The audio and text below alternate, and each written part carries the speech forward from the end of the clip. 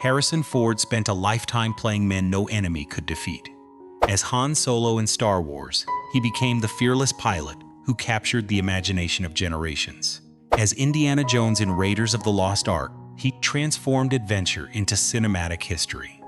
For more than 50 years, his quiet strength, unmistakable presence, and unforgettable performances made the world believe that heroes could always find a way forward. But behind the Millennium Falcon, the fedora, and the legendary characters was a man facing battles no script could rewrite. Personal losses, family struggles, years of physical sacrifice, and a serious plane accident revealed a side of Harrison Ford few people ever saw. Not an untouchable hero, but the human being beneath the legend. Now, at 84, the man who spent his life escaping impossible situations is still moving forward, with more of his story yet to be written. Before we begin, leave a like for Harrison Ford, the man who gave the world unforgettable heroes, while quietly carrying battles that no audience ever saw. Long before Harrison Ford became the pilot of the Millennium Falcon or the archaeologist beneath the fedora, he was a quiet Chicago boy, learning how to endure attention he had never asked for.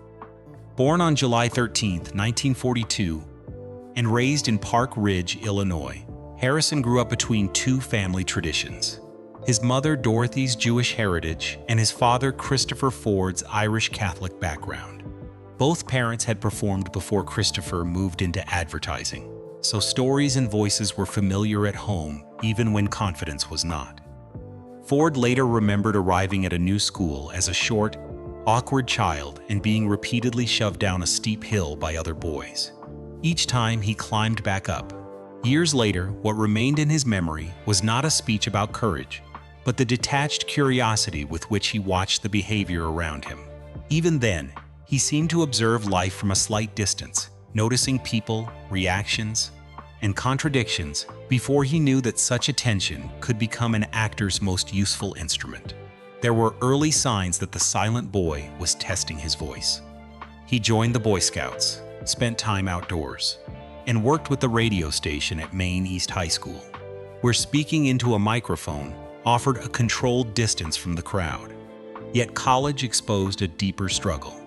At Ripon College in Wisconsin, where he studied philosophy, Ford's grades fell and his isolation became severe. He later recalled days in a single dormitory room when he would leave his bed only to order food, then return to sleep.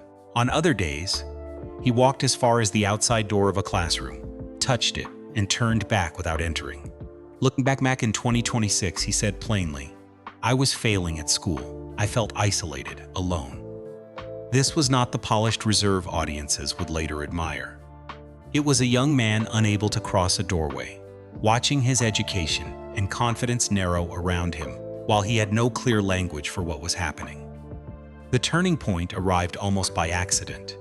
Hoping to improve his grade point average, Ford enrolled in a course called drama after reading only the part of the description about studying plays. He missed the sentence explaining that students would also have to perform them. The surprise placed him on a stage he had never intended to enter. At Ripon, he began working with students he had once regarded as misfits and discovered people who studied human behavior, built stories together, and depended upon one another in performance. He appeared in productions including The Threepenny Opera, The Skin of Our Teeth, and The Fantastics, finding discipline and community where ordinary classes had brought only distance. Acting did not instantly make him fearless. It gave his watchfulness a purpose and his isolation a door leading outward. For the first time, standing slightly apart from others no longer left him outside the room.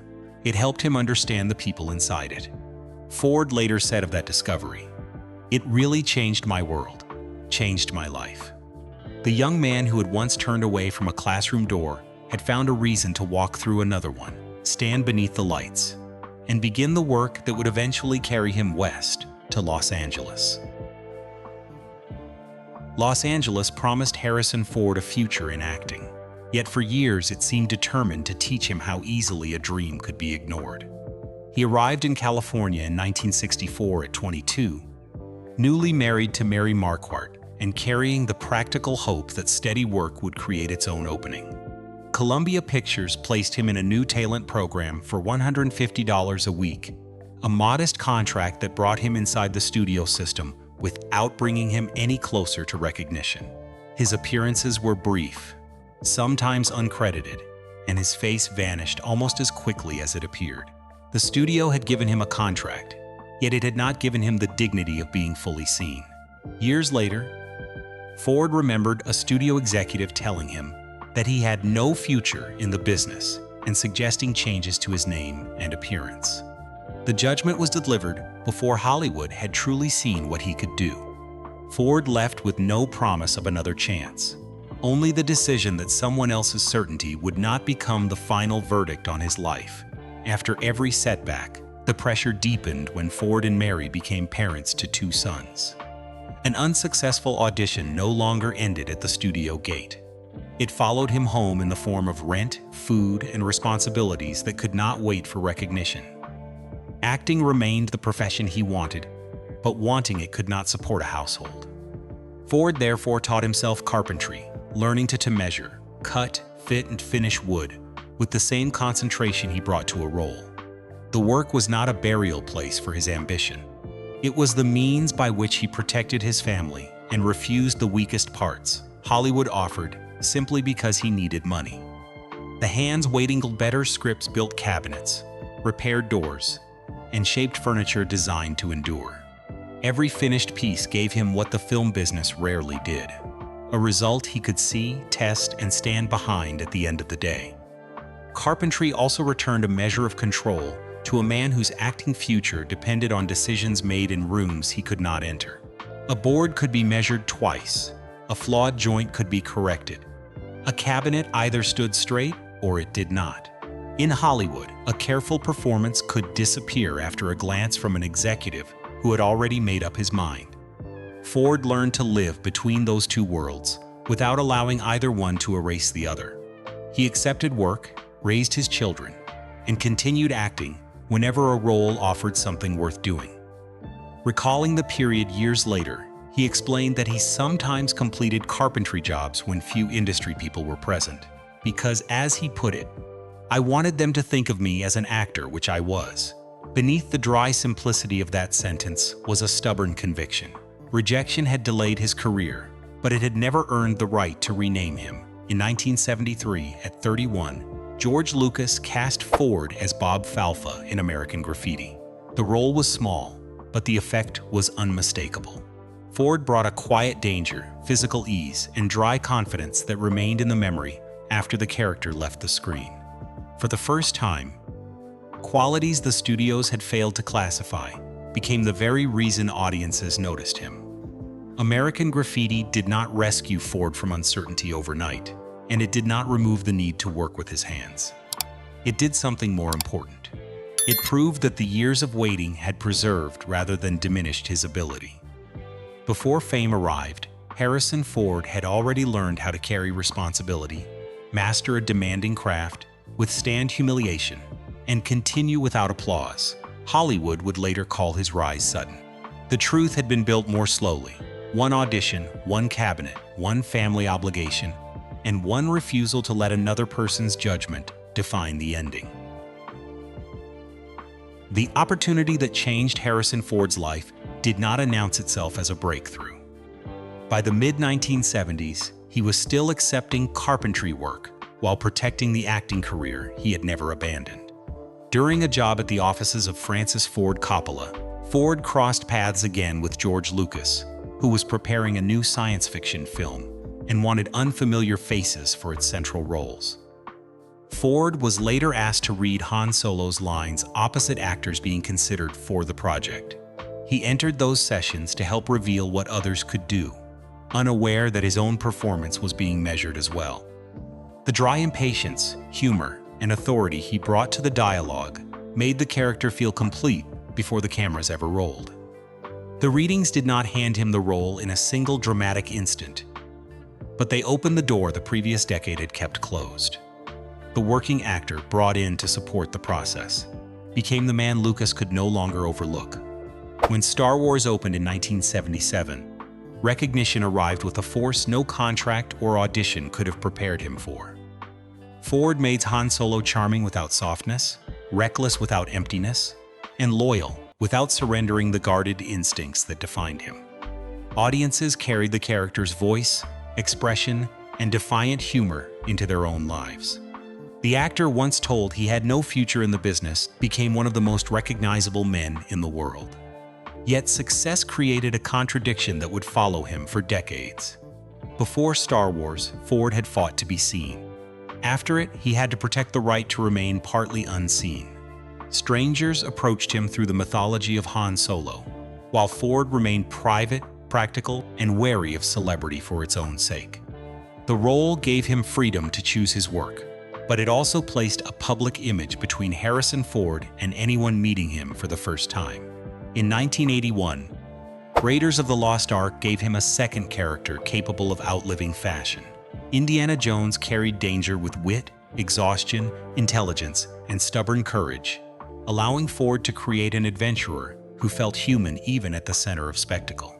Yet he refused to let two franchises define the limits of his ability. Blade Runner in 1982 placed him inside a dark meditation on memory and identity. Witness in 1985 drew its power from restraint and earned him an Academy Award nomination for Best Actor. The Fugitive in 1993 and Air Force One in 1997 confirmed that he could carry suspense, moral authority, and emotional control without losing the naturalism that had set him apart. By then, the actor who once survived on $150 a week had become one of cinema's defining presences, trusted with spectacle and silence. Recognition was no longer the destination. The greater challenge was to keep finding characters that could reveal more than the legends audiences already knew. The decades that followed became a record of return and reinvention. In 42, Ford played Branch Rickey, the Brooklyn Dodgers executive who helped Jackie Robinson break Major League Baseball's color barrier, using a transformed voice and physical restraint to disappear inside a historical figure. In 2015, The Force Awakens brought him back to Han Solo, now older and carrying regret beside the humor audiences remembered. Blade Runner 2049 asked him to bring 3 decades of absence into Rick Deckard's silence, while 1923 placed him beside Helen Mirren as Jacob Dutton, a weathered patriarch defending family and land across 2 seasons. By 2025, Captain America: Brave New World had carried him into yet another cinematic universe as President Thaddeus Ross. These later roles did not ask Ford to deny his age or repeat his youth. They allowed time to become part of the performance. His career, after its greatest commercial heights, was not a prolonged farewell, but a continuing test of whether an icon could grow older on screen without becoming trapped inside his own mythology. Mary Marquart belonged to Harrison Ford's life before success had given either of them a reason to expect extraordinary things. In 1964, both 22, they drove west toward Los Angeles in a Volkswagen Beetle. Beginning a marriage at the same moment, Ford began testing an uncertain future in acting. Their sons, Ben and Willard, arrived while they were still learning how to become adults themselves. A season Ford later summarized as "babies raising babies." Mary knew the daily version of that young man, a husband balancing irregular work with family responsibilities, a father learning that ambition had to exist beside rent, meals, and children who needed stability. The years were modest, practical, and largely invisible to the public. Their home was shaped by schedules, small decisions, and the patience required when a hoped-for future refused to arrive on time. Long before audiences connected Ford with courage or adventure, Mary knew him through the ordinary work of building a family without any assurance that Hollywood would ever remember his name. By 1977, the private rhythm they had established was suddenly placed under pressure by a change few families could have anticipated. Star Wars did more than bring Ford professional recognition. It altered how the outside world approached him. Travel increased, schedules expanded, and strangers began carrying their own sense of connection to a man Mary had known for more than a decade. The transformation did not erase the years that came before it, yet it changed the conditions surrounding everything that followed. Ford was no longer trying to enter Hollywood from its edges. Hollywood now wanted his time, his face, and his presence wherever the success of the film traveled. Mary and their sons lived through that transition from relative anonymity to extraordinary public attention. When the marriage ended in 1979, after 15 years the reasons remained private. Any attempt to reduce them to fame, work, or a single event would replace a complicated human history with a convenient explanation neither Ford nor Mary publicly provided. Mary's importance should therefore be measured neither by the divorce nor by the celebrity that eventually surrounded her former husband. She was present during the years when Harrison Ford was still forming the habits that would define him: responsibility, persistence, practicality, and the determination to keep working without certainty. Together, they became parents, created a home, and carried Ben and Willard through the period when their father's life changed beyond recognition. Their marriage did not continue, but its place in Ford's story did. Mary knew a chapter that later audiences could only imagine. The years before characters, premieres, and worldwide attention stood between the public and the man himself. If history remembers the moment Harrison Ford became famous, it should also remember the family life that already existed before fame arrived. Mary was part of that foundation, the young woman who traveled beside him before the road had a destination, shared the responsibilities of the years without applause, and helped build a chapter whose value did not disappear when the marriage ended. Harrison Ford had spent years playing men who could find a way out of almost anything. At home, however, fatherhood would lead him into a struggle with no map, no script, and no immediate answer. After his marriage to Mary Marquart ended, Ford began another important chapter with Melissa Matheson, the gifted screenwriter whose imagination helped bring E.T. the extraterrestrial to life. They married in 1983 and became parents to Malcolm and Georgia, building a family while Ford's career climbed beyond anything either of them could have predicted. Melissa was an accomplished artist in her own right, while Ford was learning that the most important responsibilities often unfolded far from premieres and applause. Their home held the ordinary rhythms fame could never replace. Children growing, work waiting, and decisions made without an audience. At home, he was simply a father, protective and devoted, yet unable to command every outcome.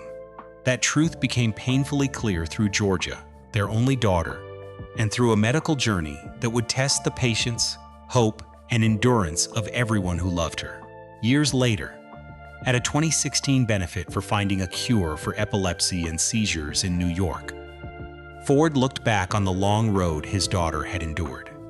Georgia experienced her first seizure during a childhood sleepover.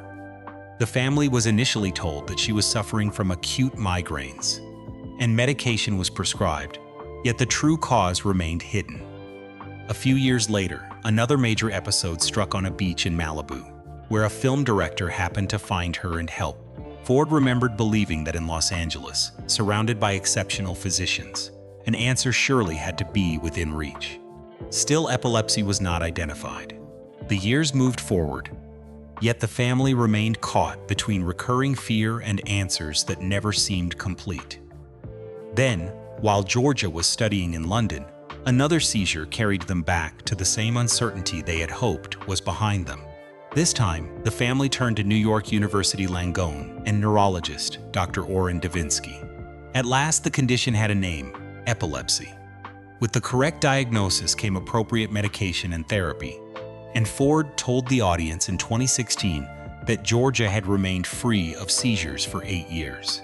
The long search had not erased what the family had endured, but it had finally replaced uncertainty with understanding and fear with a path forward. Fighting tears, he said, "I admire her perseverance, her talent, her strength. She's my hero. I love her." For once, the word hero did not belong to Harrison Ford. It belonged to the daughter whose courage he had watched through years of fear, unanswered questions, and recovery. Ford did more than speak about the experience. He used one of the most recognizable symbols of his career, the leather jacket worn by Han Solo in Star Wars, The Force Awakens, to raise money for epilepsy research connected with New York University. An object associated with a fictional hero was transformed into support for real families searching for answers, treatment, and hope. His most famous costume had finally been asked to do something no costume could do on screen: help carry another family toward an answer. In that gesture, celebrity became useful in its most human form, serving people whose names might never appear on a marquee. Melissa remained part of the family history they had built together, even after their marriage ended in 2004. When she died in 2015, Ford lost the woman with whom he had raised Malcolm and Georgia and shared more than 2 decades of family life. Yet the enduring image of that chapter was not illness, separation, or loss. It was Georgia moving forward, and her father standing before a room of strangers, unable to hide his pride as he called her hero. Millions had once looked to Harrison Ford for an image of courage. Georgia gave him a more intimate definition. Courage could mean continuing to live fully while carrying a condition others could not always see. And love could mean remaining beside someone through every unanswered question until an answer finally came. Harrison Ford once said that romantic love could appear at any stage of your life. When he met Calista Flockhart at the Golden Globe Awards in 2002, he was approaching 60, already carrying decades of fame and 2 earlier marriages, while she had built an identity of her own through Ally McBeal and endured the relentless public scrutiny that followed its success. Calista understood how quickly an actor could be reduced to a headline, a photograph, or an image that strangers believed they owned. Their connection grew between 2 people who both knew the distance between public recognition and private reality. Calista had also made a defining choice before they met. In 2001, she adopted Liam as a single mother and later stepped back from regular television work to give greater attention to raising him. Ford praised her as a mother by choice, recognizing both the responsibility she had accepted and the devotion with which she raised her son. He embraced the opportunity to take part in Liam's upbringing, describing a child's growth as an endless springtime. Their family developed through deliberate acts of presence, rather than a romantic promise written for an audience. Ford and Calista shared work, travel, aviation, and the everyday responsibilities of raising Liam, while protecting much of their relationship from the machinery that had once made both of them public property. Together, they learned that privacy, deciding which parts of life, belonged only to their family. The years that followed were shaped less by spectacle than by the steady accumulation of ordinary choices. Returning home, making room for one another's careers, and allowing a young boy to grow without turning family life into another performance. They married on June 15, 2010, in Santa Fe, New Mexico, with Liam present at the private ceremony. Their life continued between professional commitments and quieter time away from Hollywood, including Ford's long-established Wyoming home, yet its strongest evidence appeared in what they said and did when certainty suddenly disappeared. On March 5, 2015, Ford was seriously injured after his vintage aircraft lost engine power and came down on a Los Angeles golf course. Calista went to the hospital, remained close during the first anxious hours, and later called it a really hard, scary time for their family. The experience left her with a truth deeper than any invented image of a perfect refuge. Life, she said, can turn on a dime, and every second deserves to be appreciated. Nearly 9 years later, at the 2024 Critics' Choice Awards, Ford stood before the industry that had celebrated him for decades and allowed the public to see a different measure of strength. Fighting emotion, he thanked my lovely wife, Calista Flockhart, adding that she supported him when he needed a great deal of support. The moment recognized Calista as an artist, a mother, a partner, and a person whose steadfast presence had become part of his life for more than 2 decades. Their marriage did not erase the past or promise a life untouched by fear. Its meaning was quieter and more believable. Love arriving later, a family formed through choice, and 2 people continuing to stand beside each other when applause could offer admiration, yet never the support that only another human being could give. Inside the Millennium Falcon, the machine that had carried Han Solo into cinematic history, Harrison Ford was suddenly confronted by a danger no script had planned. In June 2014, during filming for Star Wars, The Force Awakens, a heavy hydraulic door descended on the set, pinning him and causing a serious leg injury. Production stopped while Ford underwent treatment and recovery, and the company responsible later admitted breaches of workplace safety. The accident exposed the physical reality behind an image audiences had associated with escape, speed, and impossible survival. Across decades of action films, Ford had performed selected physical moments himself because his presence helped preserve a scene's immediacy. Yet those sequences were also created through the skill of professional stunt performers and coordinators, including longtime double Vic Armstrong. The result was never the work of one indestructible man. It was a demanding collaboration built on timing, preparation, trust, and respect for human limits. The door on the Millennium Falcon made that distinction impossible to ignore. Ford was neither a myth nor a body that could absorb every impact without consequence. He was an actor whose commitment had always depended on other professionals, careful planning, and the recovery time that real injuries require. Returning to the film demanded patience rather than bravado, a quieter discipline far removed from the effortless resilience audiences saw on screen. His return weeks later carried no illusion of invincibility. It showed the measured work of healing well enough to continue. Less than a year later, Ford faced a test in which performance offered no protection and it became everything. On March 5, 2015, the engine of his vintage aircraft lost power shortly after takeoff from Santa Monica Airport. With too little altitude to return safely, he directed the plane toward Penmar Golf Course, avoiding nearby homes before the aircraft clipped a tree and came to rest on the ground. In the pressure of those seconds, Ford later recalled carrying the lesson of his aviation mentor Bob Hoover in his mind: keep flying the airplane through the entire emergency. There was no dramatic pose in that cockpit, only a trained pilot continuing to make decisions while altitude and time disappeared. The landing left Ford seriously injured, yet no one on the ground was harmed. That outcome carried a different meaning from the survival scenes that had made him famous. Film courage can be rehearsed, repeated, and rebuilt in the editing room. This moment depended on preparation accumulated over years, the ability to control fear, and the refusal to stop working the problem before the aircraft had stopped moving.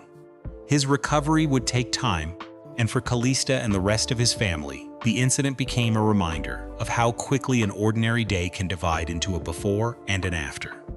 In 2014, Ford's body revealed its limits.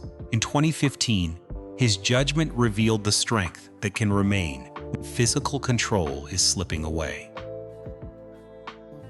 By 2021, Harrison Ford no longer needed to pretend that age had left him unchanged. At 78, while rehearsing a fight scene for Indiana Jones and the Dial of Destiny, he suffered a shoulder injury that required the production to adjust around his recovery. The contrast carried its own emotion. The actor who once ran beneath a rolling boulder was returning to Indiana Jones with a body shaped by 4 additional decades of work, injury, healing, and time. Yet the character had never drawn his power from youth alone. Ford understood that an older Indiana Jones should look older, move differently, and carry history in every hesitation. Continuing no longer meant denying limitation. It meant allowing age to become part of the performance rather than hiding it, and returning only when his body was ready to work again. At Cannes in May 2023, that long relationship between memory and continuation became visible before an audience that had grown older with him. Before the premiere of Indiana Jones and the Dial of Destiny, Ford received an honorary Palme d'Or as images from his career moved across the screen. The applause held more than admiration for one final adventure. It carried childhood afternoons, crowded theaters, family memories, and decades in which his characters had remained, while the people watching them changed. Ford stood before the room visibly moved, and said that he had just seen his life flash before his eyes. Then, with the dry precision that has always protected him from excessive sentiment, he added that it was A great part of my life, but not all of my life. That final distinction transformed the moment. Can was honoring what had already been given, while Ford quietly insisted that remembrance was not an ending. His body had changed, and the years were visible, yet neither injury nor age had reduced his life to a farewell. A great part had passed before his eyes. It was still not all of his life. At 84, Harrison Ford is still speaking about his life in the present tense. In 2026, he returned as Dr. Paul Rhodes in the third season of Shrinking, a performance that continued to reveal dry humor, restraint, and vulnerability beyond his earlier heroes. The series had already been renewed for another season, and Ford remained engaged with the work, rather than retreating into ceremony or nostalgia. When SAG-AFTRA prepared to honor him with its Life Achievement Award, he described his long career as the life of a working performer. That phrase mattered. It placed him beside every actor who still arrives prepared, listens to a scene partner, and tries once more to make a moment truthful. The young man, once told that he had no future in the business, was still finding new work more than 6 decades later, proving that purpose can remain alive long after success has stopped being new. On March 1, 2026, Ford stood before fellow actors to receive the union's highest honor for both his career and humanitarian service. The room rose for the characters, films, and memories that had traveled across generations. Yet Ford refused to treat the evening as a farewell. With the humor that has long protected him from excessive ceremony, he called the award strangely early, arriving at the half point of my career. Then the humor gave way to gratitude. He spoke of being lucky to have found his people, lucky to have work that still challenged him, and lucky to remain able to do it.